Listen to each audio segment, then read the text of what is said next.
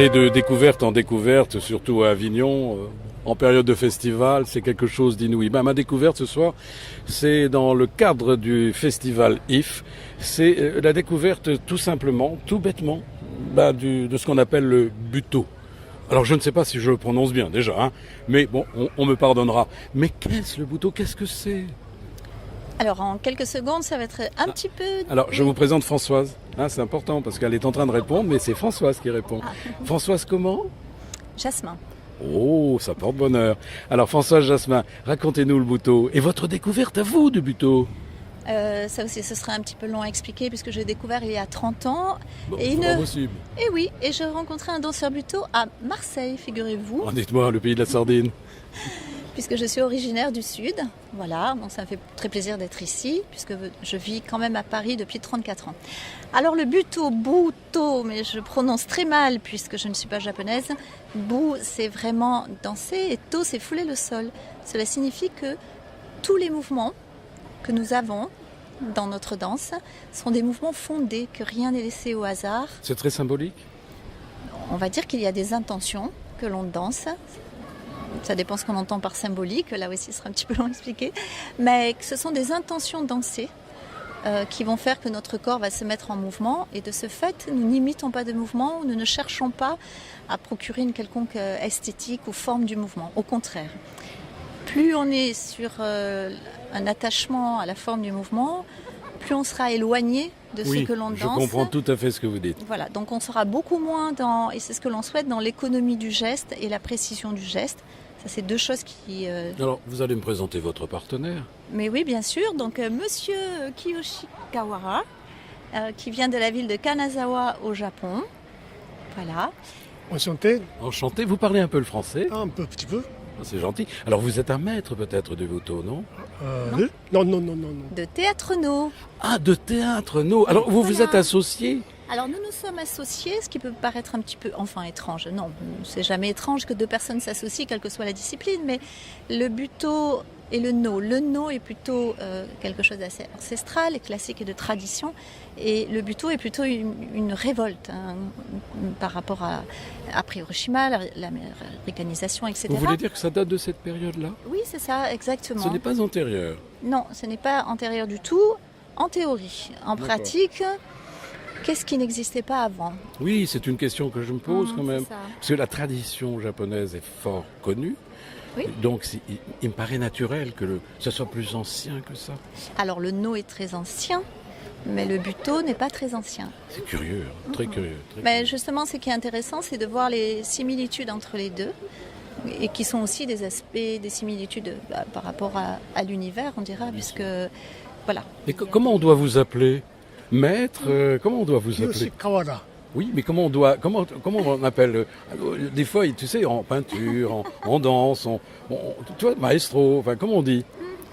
Non, Kiyoshi Kawara. Oui. Ah, Kiyoshi Kawara, voilà, je ne sais pas si je le prononce. Kiyoshi Kawara. Bon, alors, c'est la première fois que vous venez en France? Non.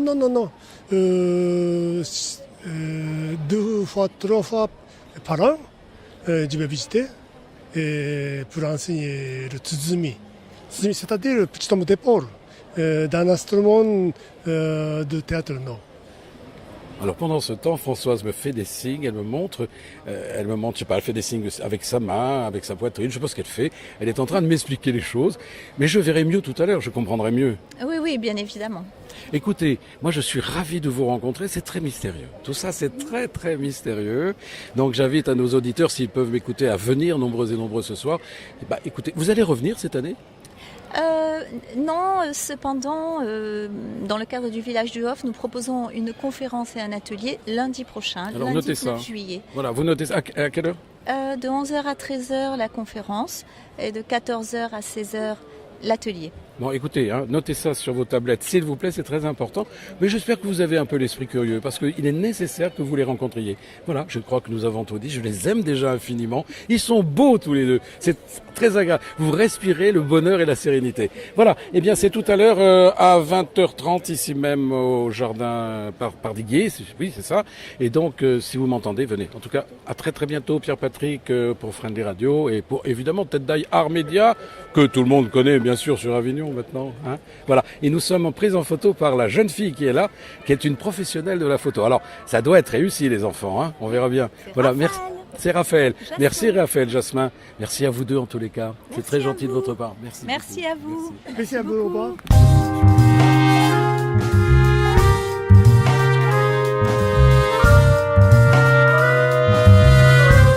C'est vrai qu'il existe l'entretien d'avant et l'entretien d'après. Alors tout simplement parce que avant, je pose des questions pour savoir ce qu'est cette danse, quelle est la teneur de cette danse, et puis après, eh bien j'en sais un tout petit peu plus, mais un tout petit peu plus. Alors, vous êtes trois, d'un seul coup, je ne sais pas pourquoi, ça s'est démultiplié. Une jeune fille, toujours un Jasmin dans la famille d'ailleurs. Quel est votre prénom ? Raphaël. Ah, Raphaël Jasmin. Raphaël Jasmin est avec nous, elle a pris des photos toute la soirée. J'ai compris que c'était la jeune fille qu'il fallait aussi interroger parce que elle se meut de gauche à droite, elle est partout dans le spectacle. Bon, évidemment, les spectateurs ne le savent pas, mais moi je sais pourquoi elle fait ça. Elle connaît le truc par cœur. Donc si elle le connaît, elle peut aussi m'aider à résoudre quelques questions. Alors, je ne sais pas comment vous dire ça. Alors, ce sont des contes japonais au départ ? Pas du tout. C'est Alors, une, qu'est-ce que c'est ? C'est une création personnelle. Ça, je l'ai vu. Voilà. Je sais que vous êtes chorégraphe. Je sais tout ça. Je sais que vous avez appris cet art pendant très longtemps, que vous avez une école humaine, Human Dance. C'est vous, Françoise. Je le sais. Mais cette chorégraphie, quand on entend cet artiste chanter, il chante des textes. C'est pas la Bible. Oui, donc il vaut mieux peut-être lui demander. Ah, en alors effet. voilà. Donc par conséquent, si on lit, il y a des petites histoires, comme on dit, qui s'enchaînent les unes aux autres. Hein, et donc par conséquent, je ne sais pas si vous comprenez bien mon français, mais l'histoire que vous nous chantez, c'est une histoire japonaise ou une histoire inventée ? Ah, alors c'est une histoire inventée. Ah, si, théâtre non? Oui. Ah, d'accord. Le théâtre non est l'art traditionnel au Japon. Vous savez, kabuki, Le kabuki, oui. bunraku, Oui. oui, et théâtre non. Le théâtre no. Mais là, en l'occurrence, les mots que vous prononcez, Plus ancien. Plus ancien. plus anciens Théâtre, encore. oui. Ah, d'accord. Il y a 50 ans. D'accord. Raphaël, vous étiez au courant de tout ça ? Oui, alors j'ai l'habitude d'entendre Monsieur Kawara. C'est vrai que j'ai une petite traduction de la chose, mais c'est vrai que j'en sais pas plus en fait. J'ai Voilà. pas de... Non, pourquoi je pose ? Parce que c'est vrai que, Françoise, vous vivez les choses de l'intérieur, depuis toujours. Mais votre fille, elle est à l'intérieur, mais elle voit les choses de l'extérieur. Et son regard va nous aider à comprendre. Ce sont des scénettes. Ce sont des scénettes, oui, ce sont ce qu'on appelle en fait chez nous des tableaux. Voilà. Des tableaux. Alors on parle d'un certain Bourdelle. Oui, alors bon, pour vous dire, c'est une création que j'ai proposée à Monsieur Kawara et qui parle de la femme. Dans le théâtre nous, on parle aussi énormément de la femme qui revient sur la terre pour expliquer ses tourments et qui essaye de transmettre l'idée de l'importance de la vie et de l'importance de chaque geste. Que chaque geste soit fondé, encore une fois, parce que la vie est précieuse. On Mais peut bien dire sûr. ça de maintes Mais façons. au niveau de la chorégraphie, de la danse, Oui. cela vous impose une discipline de fer, un effort musculaire remarquable. Je vous observais pendant tout le spectacle. Mais c'est très difficile ce que vous faites. Je ne sais pas si je vais dire que c'est difficile. En vérité, je danse sur des intentions qui sont des préoccupations majeures et qui me tiennent vraiment à cœur. Et le corps suit. Oui, ça, Vous savez que je l'ai noté, ça. Je l'ai noté quelque part. Je ne sais plus où c'est ça. Alors, j'ai remarqué aussi, un truc étonnant. Vous portez tous les deux des paires de chaussettes différentes de chez nous. C'est-à-dire qu'elles sont très blanches, très immaculées. Elles sont très propres, hein, faut dire. Mais alors, on peut mettre le pouce, le gros orteil, en fait. C'est vrai ? Oui, mais enfin, je pense que en 2018, vous connaissez les chaussettes japonaises. C'est-à-dire pas tellement, j'en mets pas. Moi, enfin, je sais pas. On n'en trouve pas au coin de la rue, moi je peux vous le dire, hein, c'est pas évident. Je tourne la page là. Alors, moi c'est vrai que je peux parler pour moi, je pense aussi pour les spectateurs qui étaient tout autour, pardon. Je pense que nous étions tous un peu déconcertés au début. Mais après on plonge littéralement dans la fascinante gestuelle de la danse. On est comme fasciné, envoûté quelque part. Non ? Pas vous, ça vous fait pas cet effet ? Si, complètement à chaque fois, oui. On est, alors je sais pas, vous savez, comme ces oiseaux qui tournent autour de la lumière. Vous étiez la lumière et nous, On regardait fixe comme ça. On comprenait pas tout, hein, je peux vous le dire. Enfin, personnellement, je ne connais... Non, ça serait je veux dire, impétueux de ma part, ou indigeste de dire que je comprenais quelque chose. Mais c'était tellement beau. On se laisse emporter dans ce rêve. Et lentement, c'est une sorte d'ivresse qui nous envahit. Vous avez ce sentiment, vous, sur scène, d'ivresse en vous? Je pense que c'est un peu difficile de le qualifier. Ce n'est pas de l'ivresse, c'est une autre dimension dans laquelle on est confortable et dans laquelle tout devient tout d'un coup facile. Ça devient facile à force de travail. Parce que ça y est, votre corps a ingéré tout ça. Votre corps, il ne vous appartient plus, j'ai l'impression. C'est pas vous qui le dirigez. Il est sorti de votre conscience. Vous connaissez le rythme par cœur et d'un seul coup, voilà, vous êtes libre. Le corps est libre. Oui, je pense que c'est surtout à cause de l'observation de la vie. Il y a une disparition du corps physique. Voilà. C'est incroyable. C'est incroyable. Mais attendez, je vous pose une question parce qu'on n'arrive pas par hasard comme ça à cette danse qui est traditionnellement japonaise.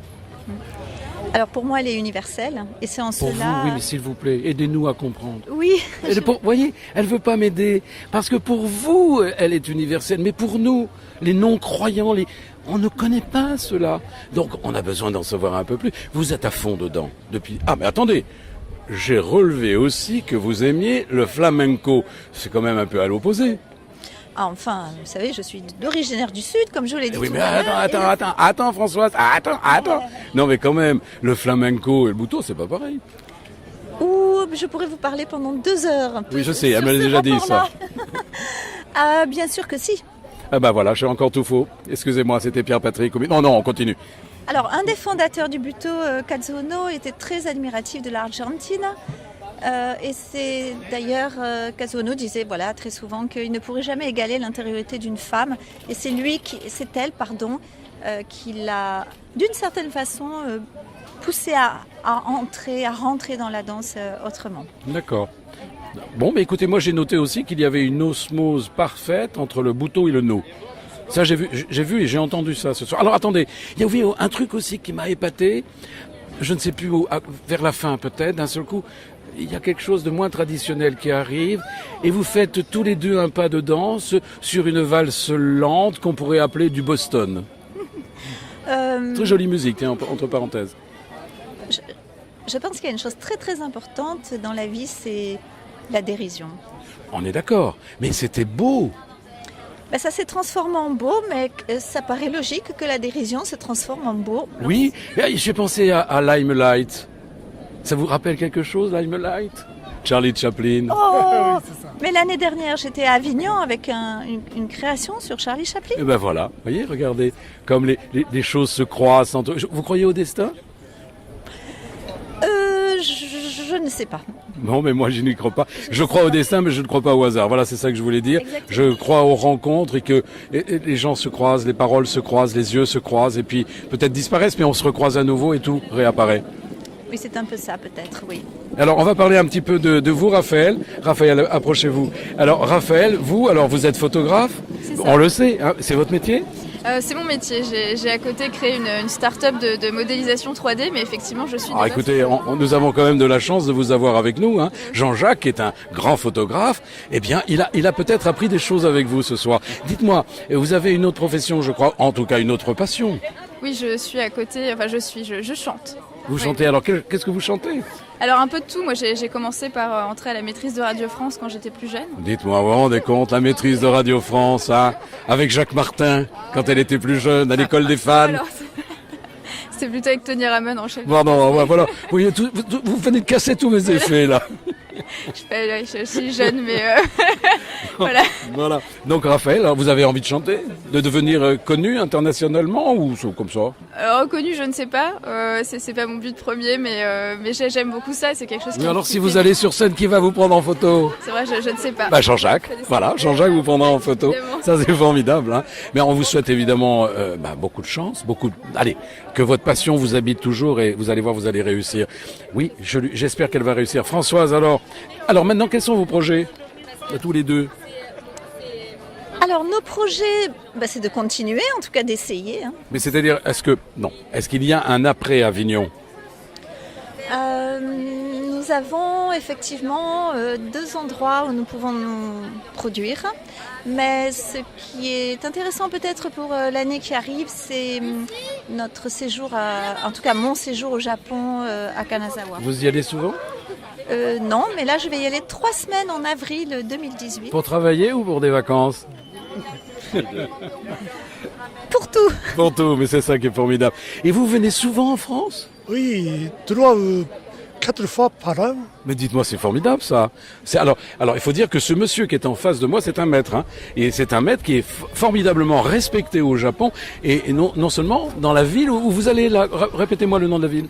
Kanazawa. Kanazawa. Et paraît-il qu'il est un maître. Enfin voilà, je ne connais pas évidemment toute la hiérarchie des musiciens, des chanteurs là-bas. Je la connais pas. Hein.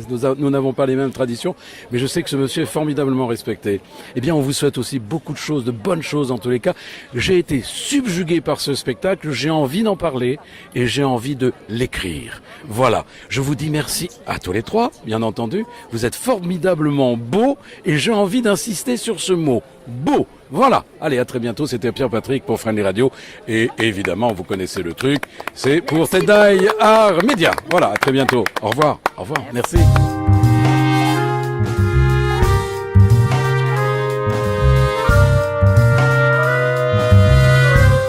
C'est vrai qu'il existe l'entretien d'avant et l'entretien d'après.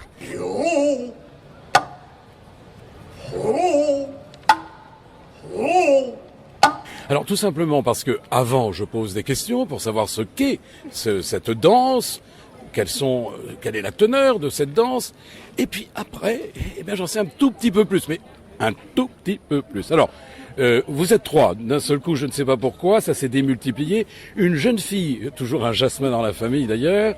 Quel est votre prénom? Raphaël. Ah, Raphaël Jasmin. Raphaël Jasmin est avec nous, elle a pris des photos toute la soirée. J'ai compris que c'était la jeune fille qu'il fallait aussi interroger parce que elle se meut de gauche à droite, elle est partout dans le spectacle. Bon, évidemment, les spectateurs ne le savent pas, mais moi je sais pourquoi elle fait ça. Elle connaît le truc par cœur. Donc si elle le connaît, elle peut aussi m'aider à résoudre quelques questions. Alors, je ne sais pas comment vous dire ça. Ce sont des contes japonais au départ? Pas du tout. Alors qu'est-ce que c'est? C'est une création personnelle. Ça, je l'ai vu. Voilà. Je sais que vous êtes chorégraphe. Je sais tout ça. Je sais que vous avez appris cet art pendant très longtemps, que vous avez une école humaine, Human Dance. C'est vous, Françoise. Je le sais. Mais cette chorégraphie, quand on entend cet artiste chanter, il chante des textes. C'est pas la Bible. Oui, donc il vaut mieux peut-être lui demander. Ah, alors voilà. Donc par conséquent, si on lit, il y a des petites histoires, comme on dit, qui s'enchaînent les unes aux autres. Hein, et donc par conséquent, je ne sais pas si vous comprenez bien mon français, mais l'histoire que vous nous chantez, c'est une histoire japonaise ou une histoire inventée? Alors c'est une histoire inventée. Ah, si, théâtre non? Oui. Ah, d'accord. Le théâtre non est l'art traditionnel au Japon. Vous savez, kabuki. Le kabuki, oui. Bunraku. Oui. Oui. Et théâtre non. Le théâtre no. Mais là, en l'occurrence, les mots que vous prononcez. Plus ancien. Plus ancien. Plus ancien théâtre, encore. Oui. Ah, il y a 50 ans. D'accord. Raphaël, vous étiez au courant de tout ça? Oui, alors j'ai l'habitude d'entendre Monsieur Kawara. C'est vrai que j'ai une petite traduction de la chose, mais c'est vrai que j'en sais pas plus en fait. Voilà. Non, pourquoi je pose? Parce que c'est vrai que, Françoise, vous vivez les choses de l'intérieur, depuis toujours. Mais votre fille, elle est à l'intérieur, mais elle voit les choses de l'extérieur. Et son regard va nous aider à comprendre. Ce sont des scénettes. Ce sont des scénettes, oui, ce sont ce qu'on appelle en fait chez nous des tableaux. Voilà. Des tableaux. Alors on parle d'un certain bourdel. Oui, alors bon, pour vous dire, c'est une création que j'ai proposée à Monsieur Kawara et qui parle de la femme. Dans le théâtre no, on parle aussi énormément de la femme qui revient sur la terre pour expliquer ses tourments et qui essaye de transmettre l'idée de l'importance de la vie et de l'importance de chaque geste. Que chaque geste soit fondé, encore une fois, parce que la vie est précieuse. On peut dire ça de maintes Mais au niveau de la chorégraphie, de la danse, oui. Cela vous impose une discipline de fer, un effort musculaire remarquable. Je vous observais pendant tout le spectacle. Mais c'est très difficile ce que vous faites. Je ne sais pas si je vais dire que c'est difficile. En vérité, je danse sur des intentions qui sont des préoccupations majeures et qui me tiennent vraiment à cœur. Et le corps suit. Oui, ça, vous savez que je l'ai noté, ça. Je l'ai noté quelque part. Je ne sais plus où c'est ça. Alors, j'ai remarqué aussi, alors un truc étonnant. Vous portez tous les deux des paires de chaussettes différentes de chez nous. C'est-à-dire qu'elles sont très blanches, très immaculées. Elles sont très propres, hein, faut dire. Mais alors, on peut mettre le pouce, le gros orteil, en fait. C'est vrai? Oui, mais enfin, je pense que en 2018, vous connaissez les chaussettes japonaises. Bah, c'est-à-dire pas tellement, j'en mets pas. Moi, enfin, je sais pas. On n'en trouve pas au coin de la rue, moi je peux vous le dire, hein, c'est pas évident. Je tourne la page là. Alors, moi c'est vrai que je peux parler pour moi, je pense aussi pour les spectateurs qui étaient tout autour, pardon. Je pense que nous étions tous un peu déconcertés au début. Mais après on plonge littéralement dans la fascinante gestuelle de la danse. On est comme fasciné, envoûté quelque part. Non? Pas vous, ça vous fait pas cet effet? Si, complètement à chaque fois, oui. On est, alors je sais pas, vous savez, comme ces oiseaux qui tournent autour de la lumière. Vous étiez la lumière et nous, on regardait fixe comme ça. On comprenait pas tout, hein, je peux vous le dire. Enfin, personnellement, je ne connais, non, ça serait, je veux dire, impétueux de ma part, ou indigeste de dire que je comprenais quelque chose. Mais c'était tellement beau. On se laisse emporter dans ce rêve et, lentement, c'est une sorte d'ivresse qui nous envahit. Vous avez ce sentiment, vous, sur scène, d'ivresse en vous? Je pense que c'est un peu difficile de le qualifier. Ce n'est pas de l'ivresse, c'est une autre dimension dans laquelle on est confortable et dans laquelle tout devient tout d'un coup facile. Ça devient facile à force de travail. Parce que ça y est, votre corps a ingéré tout ça. Votre corps, il ne vous appartient plus, j'ai l'impression. C'est pas vous qui le dirigez. Il est sorti de votre conscience. Vous connaissez le rythme par cœur et d'un seul coup, voilà, vous êtes libre. Le corps est libre. Oui, je pense que c'est surtout à cause de l'observation de la vie. Il y a une disparition du corps physique. Voilà. C'est incroyable. C'est incroyable. Mais attendez, je vous pose une question parce qu'on n'arrive pas par hasard comme ça à cette danse qui est traditionnellement japonaise.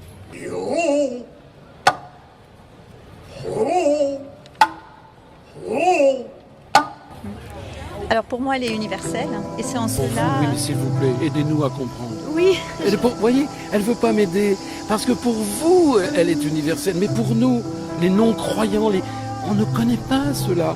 Donc, on a besoin d'en savoir un peu plus. Vous êtes à fond dedans depuis. Ah, mais attendez, j'ai relevé aussi que vous aimiez le flamenco.